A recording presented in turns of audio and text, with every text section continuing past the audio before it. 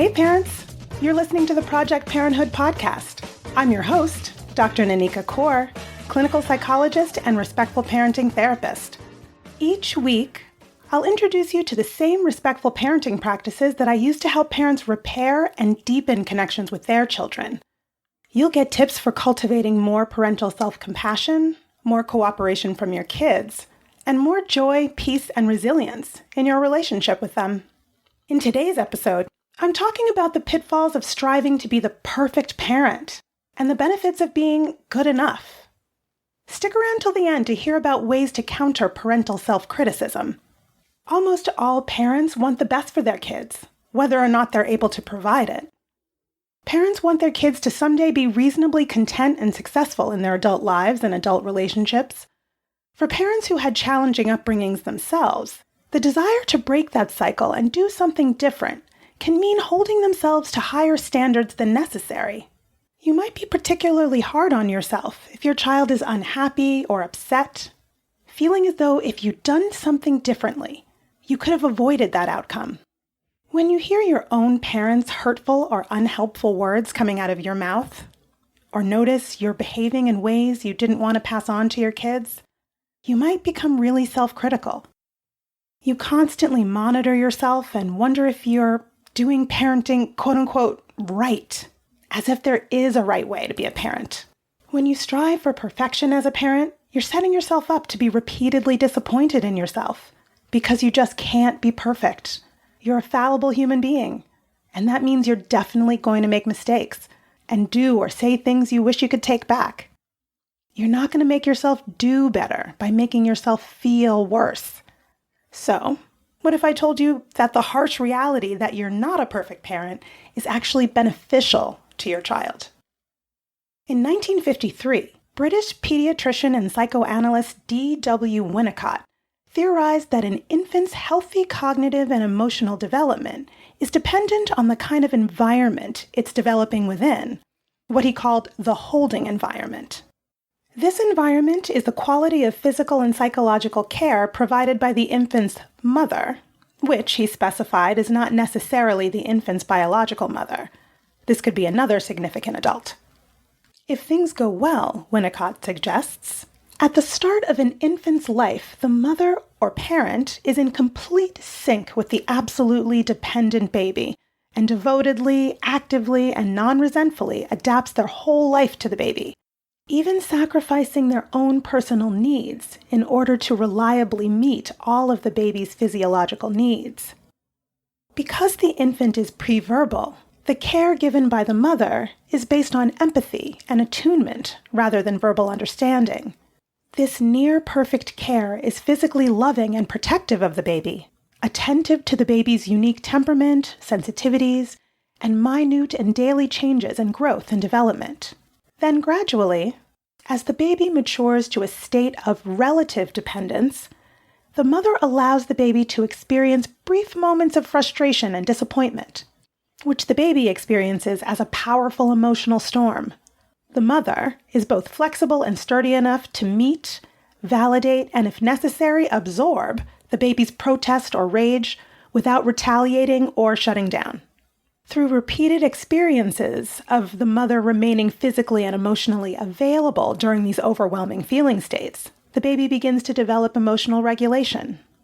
At the same time, the mother stops being essentially perfect in the eyes of the baby, and so becomes a separate and fallible entity who is good enough.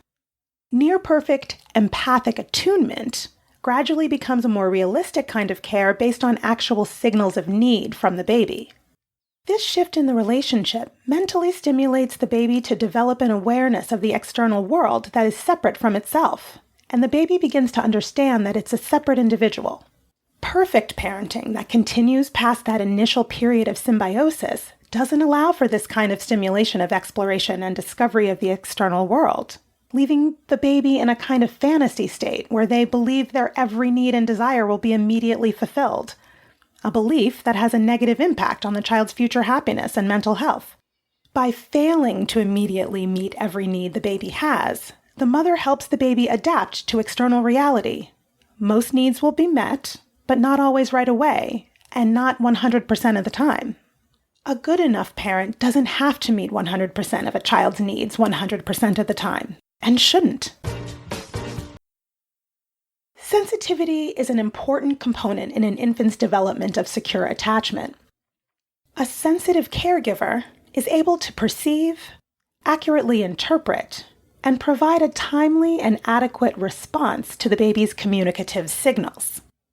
An infant has limited self-regulation skills, so they communicate their dysregulated state through eye contact, vocalizations, facial expressions, and body postures, inviting the parent to provide regulation externally.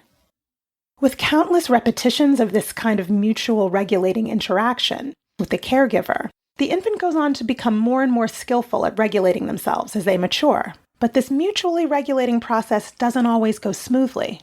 Using videotapes of mother-infant interactions, researchers Tronick and Giannino discovered that parents regularly misperceive the baby's signals, or they don't respond fast enough, or maybe the baby's limited in their ability to signal the parent, etc. The dyads were only perfectly in sync 20 or 30% of the time.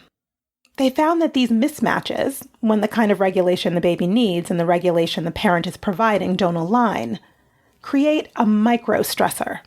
But as soon as either the parent provides accurate regulation or the baby adjusts to their parent's actions, the micro-stress is alleviated, a process called interactive reparation. Beatrice Beebe's research team also studies micro-communications between parent and infant, such as their micro-expressions and body postures. They learned that dyads that had a moderate level of mismatches that were quickly repaired predicted infant secure attachment. However, dyads with high frequencies of mismatches without repair and those with high frequencies of perfect matches both predicted infant insecure attachment. Practice makes progress. So the next time you notice you're giving yourself a hard time because of what you perceive as a parental misstep, remind yourself that you're only human and all humans are fallible. Repair and reconnect with your child and with yourself. Show yourself some kindness. Parenting is hard and naturally filled with moments of parent-child out of syncness. You're doing the best you can, and you've always got another chance to do a little better if you want to. Test it out and report back. Perfect parenting isn't possible, and it's not even desirable. A perfectly parented infant or child wouldn't have opportunities to internalize the scaffolded regulation skills parents provide, and they would get no practice with interactive repair. Moving repeatedly in and out of sync with your child is a natural occurrence, and the process of getting back in sync and reconnecting is rewarding for you both. Parent-infant relationships that include parental empathy, sensitivity, responsiveness, regulation, and repair supply children with what they need to move out into the world successfully. So stop holding yourself to unrealistic standards. Even if you only manage to be accurately attuned 30% of the time, as long as the other 70% involves repair of most of the disconnections that do occur, that's good enough. I hope that's helpful. You can learn more about my work with parents at www.brooklynparenttherapy.com and on Instagram at BKParents. That's BKPARENTS.